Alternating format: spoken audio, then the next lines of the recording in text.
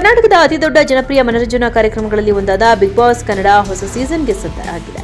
ವಿಶೇಷ ಅಂದ್ರೆ ಈ ಬಾರಿ ಕೇವಲ ಕಲಾವಿದರಿಗೆ ಮಾತ್ರವಲ್ಲ, ಸಾಮಾನ್ಯ ಜನರಿಗೂ ಬಿಗ್ ಬಾಸ್ ಮನೆ ಪ್ರವೇಶಿಸುವ ಅವಕಾಶ ಸಿಗಲಿದೆ. ಹೌದು, ಬಿಗ್ ಬಾಸ್ ಕನ್ನಡ ಸೀಸನ್ 13 ನಿರೀಕ್ಷೆಗಿಂತ ಮುಂಚಿತವಾಗಿಯೇ ಆರಂಭವಾಗಲಿದ್ದು, ಇದಕ್ಕಾಗಿ ಆಡಿಷನ್ ಪ್ರಕ್ರಿಯೆಗೂ ಚಾಲನೆ ನೀಡಲಾಗಿದೆ. ಈ ಘೋಷಣೆ ಕೇಳುತ್ತಿದ್ದಂತೆ ರಾಜ್ಯದಲ್ಲಿ ಜನರಲ್ಲಿ ಹೊಸ ಉತ್ಸಾಹ ಮೂಡಿದೆ.